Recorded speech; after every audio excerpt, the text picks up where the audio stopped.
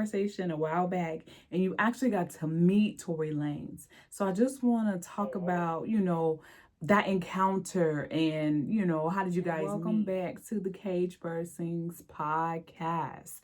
So let's get into it without any further ado. In the same institution, different buildings. Mm-hmm.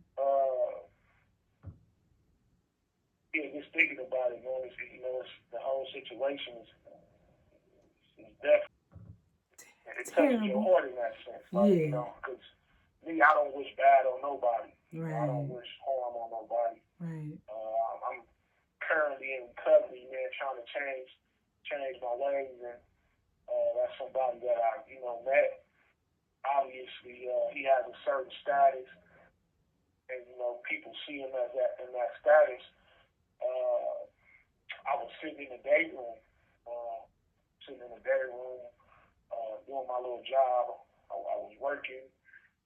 They said the yard was down, and of course, at the time when the yard is down, everybody has to get out. You can't. There's no movement. Can't nobody get up. You have to get down. And eventually, word came around that somebody assaulted him, in the building. Mm-hmm. Didn't know particularly how they assaulted him, but they said he was assaulted. It also makes you think this to another point, that prison, is violent. It's violent, mm-hmm. and it can get violent quick. Yeah. I don't know what happened, and I'm not going to try to speak on what happened or even come on the show and try to, act as if I know what happened, because I don't. I'm just speaking to the fact that, when I initially met the brother, he was humble. He was grateful and allowing me to meet him. He didn't, act indifferent or try to make it seem like he was better than me. The brother was humble. Mm-hmm. We ended up playing on we got a little basketball league, and we was on the basketball team. We was in a few groups together. He was in a few groups that we had. Good dude, man. From me engaging with him, it seemed to me, just being honest, it seemed to me like he understood, where he was going as far as direction in his situation. Mm-hmm. He was very helpful to a lot of dudes. He was helpful to a lot of dudes. I'm quite sure everybody has their own story, because that's just how life is. Right. Whether it's good or bad or indifferent. But, my encounter with the brother, it was never a bad one.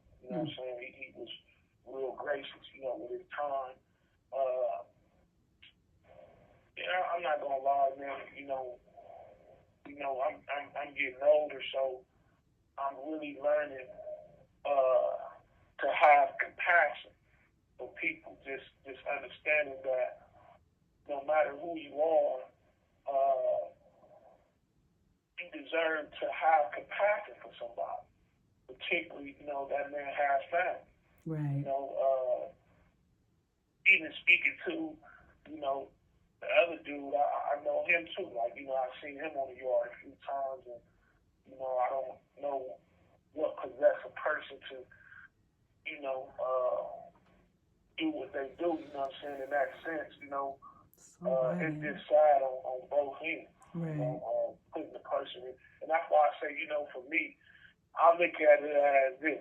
No matter if you're in here or you out there, you're still in recovery, right? And this is what I put. Violence is never the answer for nobody, period. Right. No matter you in here or you out there. It just opens the door and opens my mind to know that, I'm in a violent place. Right. And obviously, me having an encounter with him and him being who he is in regards to his status, I hope it's a reflection for him to allow him to see that, whatever situation you in, you know, you want to make sure, you don't put yourself in harm's way. If Mm. that was the case, you know. Right. You know, there's a lesson in everything, you know, and that's kind of like how I looked at it, man. I know, you know, there was a lot of people mad. They was feeling some type of way. And in those situations, it's obvious because, like I said, that brother, you know, he had an effect on a lot of people, you know, sitting on his yard, you know. They respected that dude because, you know what I'm saying, he was good to him. You know, Mm-hmm. he was good to those dudes. So, like I said, that whole situation, I don't really know specifically what led to that, and I ain't gonna be on here trying to act as if I do, because I think that's wrong. I'm not trying to capitalize off of that brother situation. Absolutely like not. I said, No. when I met him, and I just wanted to know, you know what I'm saying, just being in here, to get a perspective of that. You know what I'm saying? It was hard for some cats up in here. Like, you know what I'm saying? It was hard because people put themselves in situations, you know, and sometimes those situations may not be conducive to you and what you're trying to push or where you're trying to go. But at the end of the day, we're in prison, and sometimes prison can become volatile to the point where, you know, somebody tries to hurt somebody else, or vice versa. So, like I said, man, I feel challenged with that, man. You know, it was always building. He never said nothing disparaging about nobody in front of me. He was always trying to push people in general, not just, you know, me, if he knew me or Pacific. He was trying to help everybody. You know what I'm saying? From what I've seen, you know, like I said, it's just my eyes.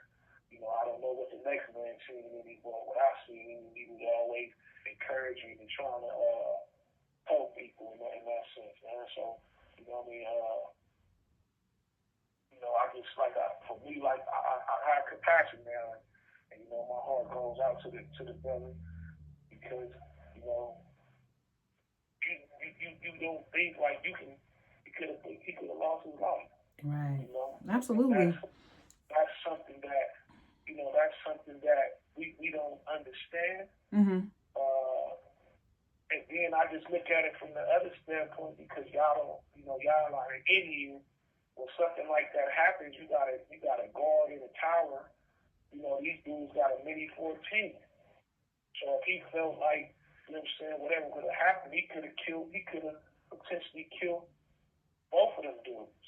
You know what I'm saying, if we got to that point. So it can be traumatic, you know, on that end. And this is what people on the outside really don't understand. When you put in that type of situation, you know, they got a guy in the tower. He's telling you to stop, and you feel like you ain't stopping, whatever.